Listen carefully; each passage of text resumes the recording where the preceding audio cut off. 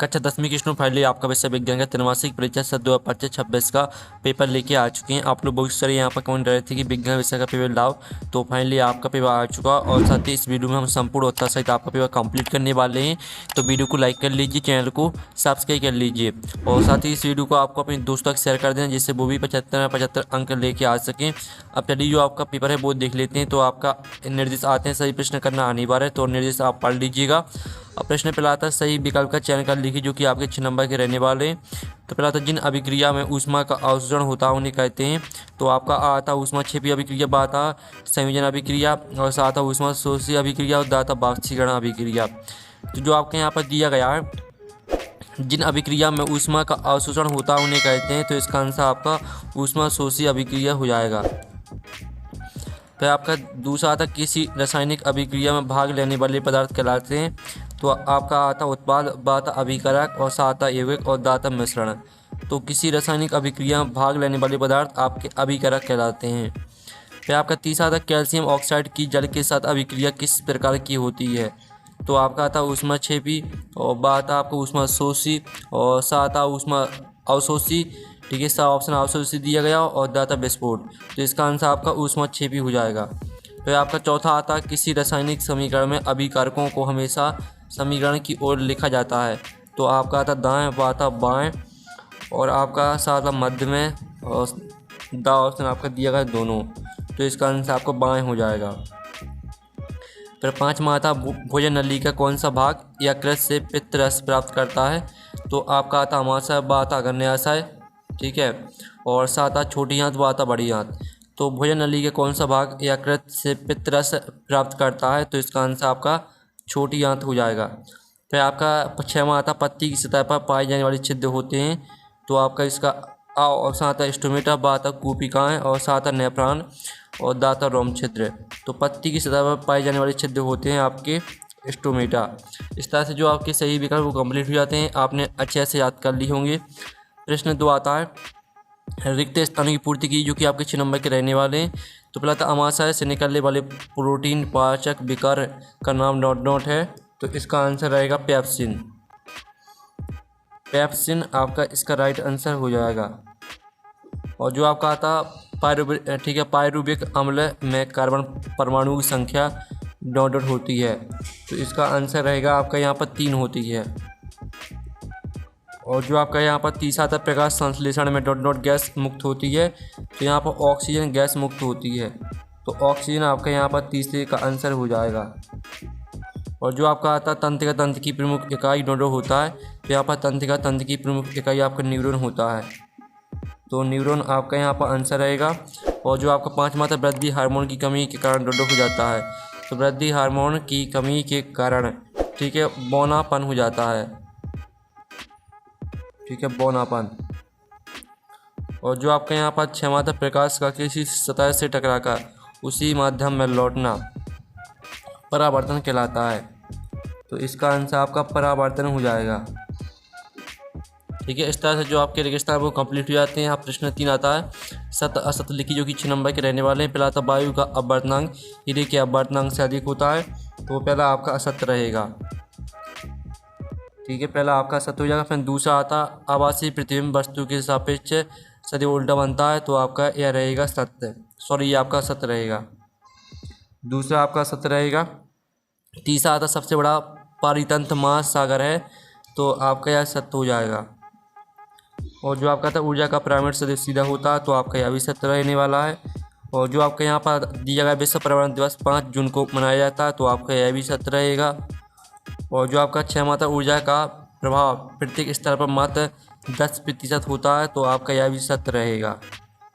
तो इस तरह से आपके 7 भी कंप्लीट हो जाते हैं। ठीक है, पहला दूसरा आपका सत्य रहेगा, बाकी आपके सभी सत्य रहने वाले हैं। अब चलिए आपका प्रश्न है, यहाँ पर देख लेते हैं। 4 सही जोड़ी मिलाइए जो कि आपकी यहाँ पर कॉलम ए और बी में दी गई हैं। पहले आती डायोप्टर। तो डायोप्टर को आपको लेंस की क्षमता से मैच कर देना है। और दूसरी आती अवतल लेंस की क्षमता, तो इसको आपको यहाँ पर ऋणात्मक से मैच कर देना है। और तीसरी आती स्नेल का नियम, तो इसको आपको मैच कर देना अपवर्तन से। और जो आपकी चौथी आती 80 dB, तो इसको आपको ध्वनि प्रदूषण से मैच कर देना है। और 5वीं आती SO2 अम्ल वर्षा से मैच कर देना है SO2 को। और जो क्षम यदि सर्प, सर्प को आपको महासारी से, ठीक है, मांसाहारी से मैच कर देना आपको सर्प को। इस तरह से आपकी सही जोड़ी कंप्लीट हो जाती है। साथ ही हमने नंबर लिख दिए कौन में आपको कौन सी मैच करनी है, तो आप यहाँ पर देख लीजिए। प्रश्न 5 आता है, निम्नलिखित प्रश्नों को उत्तर एक वाक्य में लिखिए। तो पहला था, अगर न्यासाय से किस हार्मोन का स्त्रावण होता है, तो इसका आंसर रहेगा आपका इंसुलिन। ठीक है, इंसुलिन आपका यहाँ पर आंसर हो जाएगा पहले का। और जो आपका दूसरा था, मनुष्य में आयोडीन की कमी से कौन सा रोग होता है, तो मनुष्य में आयोडीन की कमी से होता है आपका घेंगा रोग। ठीक है, घेंगा आपका यहाँ पर राइट आंसर रहेगा घेंगा रोग। और जो आपका आता है, किस हार्मोन की कमी से मधुमेह रोग होता है, तो इसका आंसर रहेगा आपका यहाँ पर इंसुलिन। ठीक है, इंसुलिन हार्मोन की कमी से मधुमेह रोग होता है। मनुष्य में स्रावित होने वाले पुरुष हार्मोन का नाम लिखिए, तो इसका आंसर आपका टेस्टे। ठीक है, देख लीजिए आप,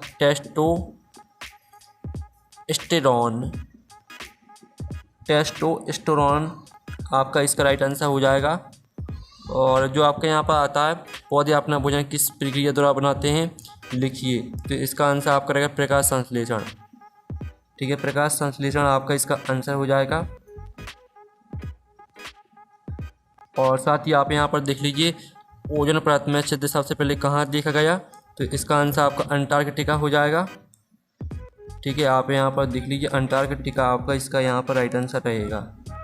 तो इस तरह से जो आपके एक शब्द वाक्य में उत्तर है वो कंप्लीट हो जाते हैं। पहले का आंसर आपका इंसुलिन रहेगा, दूसरे का आंसर घेंगा रोग, तीसरे का आंसर इंसुलिन, चौथे का आंसर आपका टेस्टोस्टेरोन, पाँचवें का आंसर आपका प्रकाश संश्लेषण और छठवें का आंसर आपका अंटार्कटिका।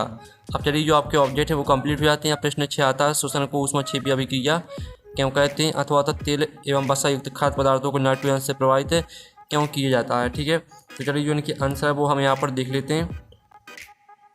तो आप यहाँ पर देख लीजिए, आपका 6 प्रश्न का आंसर रहेगा, श्वसन को ऊष्मक्षेपी अभिक्रिया क्यों कहते हैं, तो श्वसन को ऊष्मक्षेपी अभिक्रिया कहते हैं क्योंकि इस प्रक्रिया में ऊर्जा मुक्त होती है। जब हम भोजन करते हैं तो भोजन के पाचन के दौरान कार्बोहाइड्रेट ग्लूकोज में टूटता है। ठीक है, ऊष्मक्षेपी अभिक्रिया कहते हैं, यहाँ तक पूरा याद कर लेना है। और तेल एवं वसा युक्त खाद्य पदार्थों को नाइट्रोजन से प्रभावित क्यों किया जाता है, तो इसका उत्तर भी देख लीजिए। फिर आपका आता, वायु में जलाने के पूर्व मैग्नीशियम द्रवण को साफ क्यों किया जाता है, अथवा आता रासायनिक समीकरण को संतुलित करना क्यों आवश्यक है।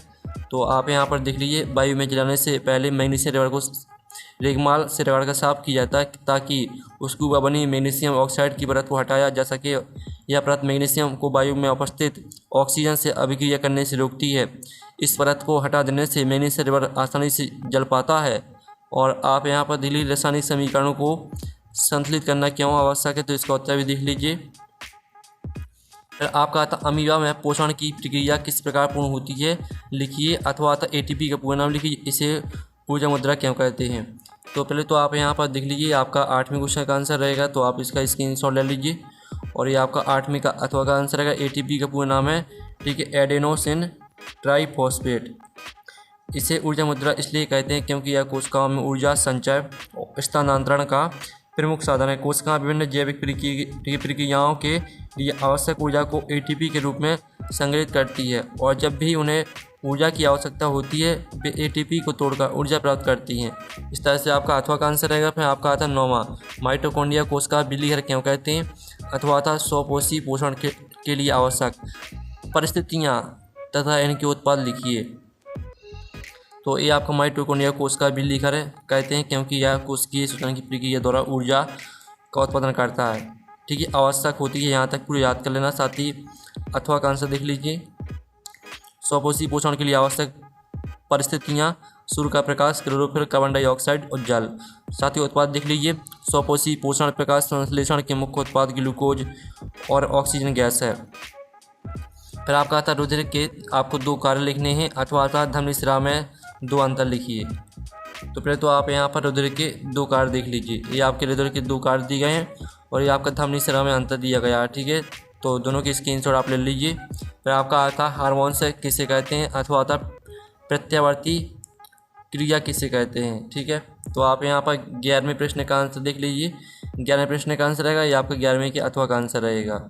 और जो आपका आता प्रकाशनु, ठीक है, प्रकाशनु अपवर्तन किसे कहते हैं, अथवा आता जलानुवर्तन किसे कहते हैं। तो चलिए जो इनके आंसर वो देख लेते हैं।